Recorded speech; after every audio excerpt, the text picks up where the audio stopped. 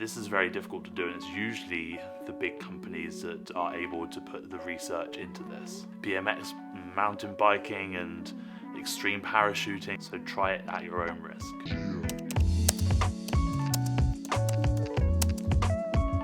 Hello, my name is Jake, welcome back to The Culture Business. This video is Sponsorship 101, and we're going to be talking about the 2 rules that I've seen companies get wrong in sponsorship, especially small companies that don't necessarily have all the massive marketing department with the bells and whistles that make sure that they get sponsorships exactly right. These are the things that the small businesses overlook in an excited moment to go and get a sponsorship from a local sports team or something like that. But before we get into this video, stop right now, go into the description of this video and follow us on Instagram and Facebook to get the daily content, which is what inspired this video. Sponsorship tip number 1 is brand congruence, and this is something that covers so many different areas of sponsorship that it's quite hard to narrow down. What we're looking for here is a brand that either A, really represents your business, gets it down to a T. For this, I like to use the example of Red Bull. Red Bull is an energy drink that gives you a massive energy boost and is associated with extreme sports because they plaster all their social media accounts with BMX, mountain biking, and extreme parachuting and things like that. If you haven't seen some of these incredible videos, go and have a look at some of the Red Bull athletes diving off cliffs and things like that. And that is what, when someone purchases their drink, they imagine them becoming. And that's why brand congruence is so essential to sponsorship. And on the other side of brand congruence, what is really interesting, which you see companies using more nowadays, is they sponsor someone that is nothing like what people would associate their company with.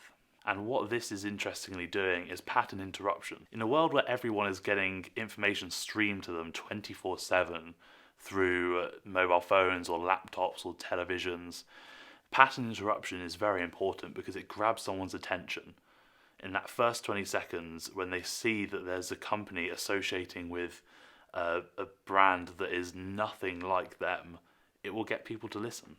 The thing to remember is that this is very difficult to do, and it's usually the big companies that are able to put the research into this. So try it at your own risk. And tip number 2, which is probably the most prolific mistake that I've seen companies make through sponsorship, and it is sponsorship activation. Most people might not know what sponsorship activation is, and you see small companies sponsoring local sports teams and saying, oh yeah, we'll put a sign down on the rugby pitch or something like that, and being a bit frustrated when they see no money coming back from that sponsorship deal. That is because you haven't activated the sponsorship. If there's anything that you take from this video, remember the 1-to-1 ratio of sponsorship activation. As much money as you spend on sponsoring the event or the sign or the sports team, you've got to spend an equal amount of money in activities and events that compound that sponsorship force. So for example, if you have a local basketball team that you want to sponsor, you spend £100 on a sign around their sports stadium, and you spend that exact amount of money on, for example, getting the mascot to do high street one-on-one basketball competitions and promoting your brand through that. This is because you're trying to build this relationship. Whenever someone thinks of this sports team, they automatically think of your company. And when anyone thinks of your company, they automatically think of this sports team. And that doesn't come from a one-off sign or a one-off event. So remember those 2 tips: sponsorship congruence or sponsorship extreme disconnect, and sponsorship activation, the 1-to-1 ratio. So next time you're thinking about sponsoring, implicate these 2 principles into your marketing activities and write in the comments how it worked for you.